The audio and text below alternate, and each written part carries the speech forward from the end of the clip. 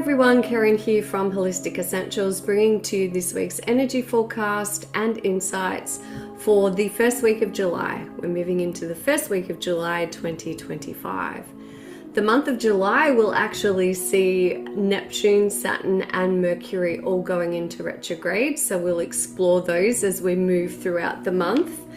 However, what we also have occurring in this week of July from the 2nd to the 7th of July is our sun aligning with the star Sirius, which is also known as our spiritual sun. And this is creating the Sirius Gateway. So each year, the rising of Sirius, so it's first visible rising just before dawn, it aligns with our sun. In ancient Egypt, this marked the start of the Nile's flooding, symbolizing abundance, fertility, and rebirth.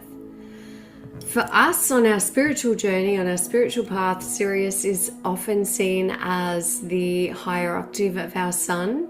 So it's like our spiritual sun, where the sun brings life to our spiritual, our physical world. Sirius illuminates the soul and the spiritual realms. It's also a portal of light codes and ascension.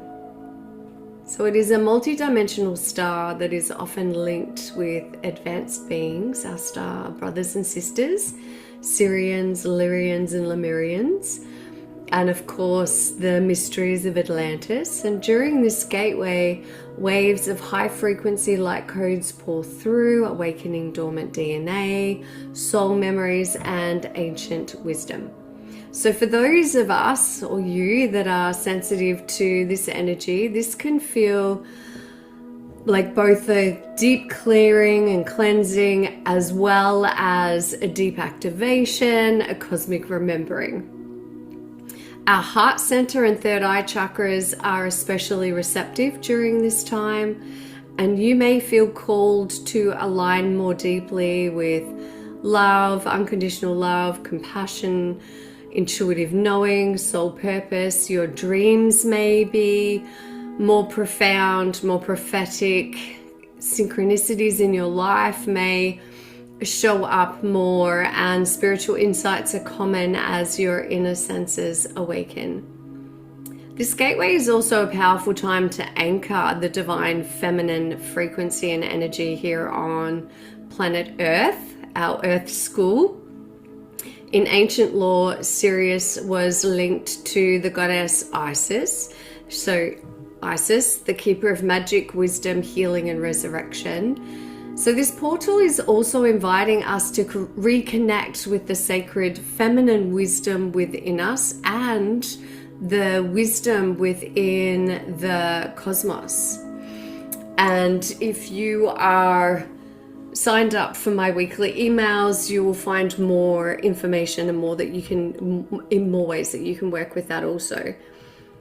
We also have on the 4th, so Neptune is the first planet this week going into retrograde, and it will remain so until December. It won't station direct until the 10th of December. And so Neptune is the planet of spirituality and higher consciousness, and it's also shifting into the sign of Aries. So there is so much that is going to be revealed to us. It's seeing through the illusions. Things that you potentially have had an intuitive nudge or an inkling about will be revealed to you. But it's also a time for us to, with any retrograde, it's like that inward reflection, it's that slowing down, it's that thinking before we speak, taking time before we react or act, and really looking not so much forward, but looking for our lessons and learnings from the past, so that we can take more inspired, informed steps forward before we move forward on our path.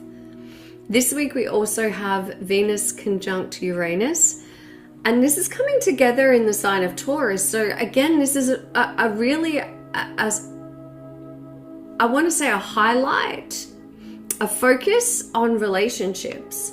You know, it's going to be bringing important matters of the heart to the surface. It's going to open up the conversations around relationships, being able to express your needs, being able to ask for what you want, setting healthy boundaries. Every opportunity is also given to us to, and I want to say, clean up our inner circle. Who are the people that we have around us? Who do we surround ourselves with?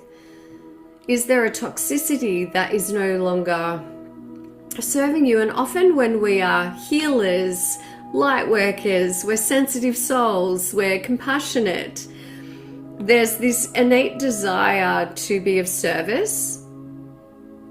And sometimes being of service to yourself and to others is to make the decision to no longer align yourself with people whose behaviors or their integrities are not in alignment with you, or it's toxic, it's not supportive. And we're always being given these opportunities to make these choices and decisions for ourselves. It doesn't mean that you're a bad person. It doesn't mean that you're not loving. It doesn't mean that you're not compassionate, because often we're enabling another person to continue those behaviors because we continue to allow them. And so this is an opportunity for you to have an awareness of that in this week ahead, to ask yourself those questions. You know, is this, and we can love from afar, right? There's no separation. It's why we can do distance healing and Reiki. There's no separation. We're all connected. So we can still send love to another human being. We can still send light and protection and compassion and meta well-being to another human being without them having to be in our daily lives. And that's something that I feel you're being asked to consider for yourself and your own well-being on your journey in this week ahead. We also have Venus that will be aligning or moving into Gemini. And so Gemini is the planet of communication. And then that combination with Venus is really opening for us an opportunity to get creative in how we want to express ourselves, creative in how we want to show up, creative in our communications, in our relationships.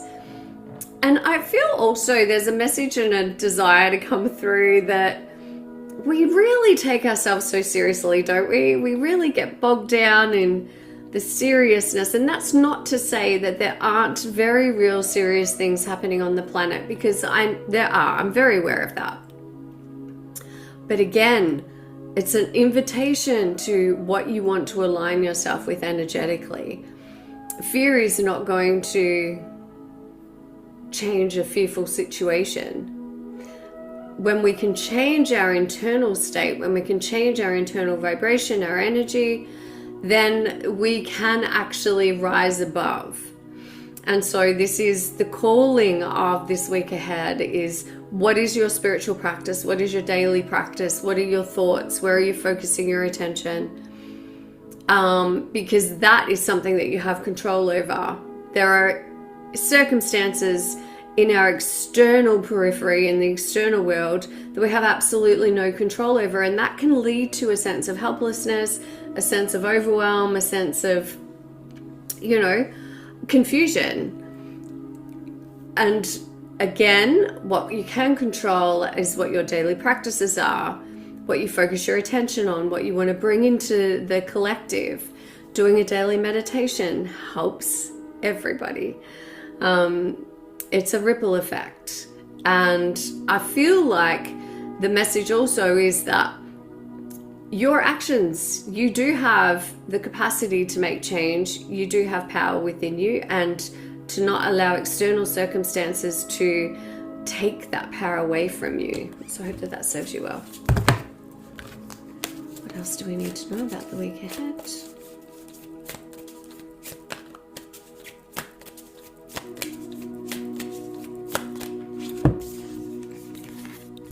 Star being healing codes. Yes, This is what's coming in for us in the week ahead. Important information, wounds are healed and recharging. I love this, and this is what this gateway, the Sirius Gateway, is offering us in this week ahead, is the opportunity for us to receive these incredible light codes, to soak up the energy, whether you do that as a meditation, a visualization, and allowing that to flow into you and around you, to fill your entire energy field. And I feel also there is so much research around metta loving kindness, and when we do a metta loving kindness meditation, we're doing it for self, we're doing it for others, and then we're doing it for all beings. So my invitation is also to, there's so many amazing apps, YouTube. Bring a metta loving kindness meditation into your daily practice so that we can feel as though we are making a difference in the collective, in creating positive change. Okay, this card's coming out. Karmic relationships for the heart, Orion energy, polarities, soul growth and conflict. Again, I love this, right? Because there's so much focus in this week ahead around the heart and relationship. And again, I want to say, with what's happening externally in the world, the message that I'm just receiving is that there is actually karmic lessons and karmic, there's another word that wants to come through. Karmic alliances, karmic contracts, soul contracts. There's a lot that's being cleared up within the collective at the moment. We don't always know what the bigger picture is. We don't know. Nobody knows what the grand plan for planet Earth and humanity is. Only God, source consciousness, knows that, the creator of all that is. And so I feel like it's continuously evolving, and in any moment we're given the opportunity to choose love or fear. And so this is where you take back your control in your choices and what you focus on. Goddess to support us in the week ahead. Thank you.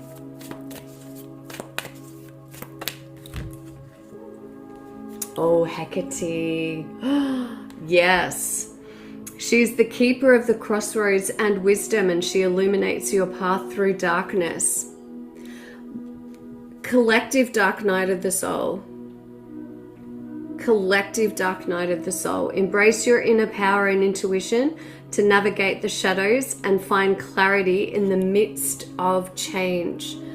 Work with Hecate. When we are at our most fearful, when we are like in that feeling of hopelessness or fear and uncertainty, Hecate is there on the pathway, and she is holding her lantern, and she is holding the light for us so that we can find our way forward out of the shadow, out of the ego, out of the duality, out of our fear-based mindsets. And she's here. She's like, literally, she's like, come towards me. She's holding her hand out to you. And so invite her to be in your presence, and also remember the presence of your guardian angels, your loved ones in spirit. The unconditional love, the infinite intelligence of the universe is available to you at any time that you choose to invite its presence, divine presence, into your life and into your awareness. I hope that those messages serve you well. So much love to you all. Namaste. Blessed be. Bye.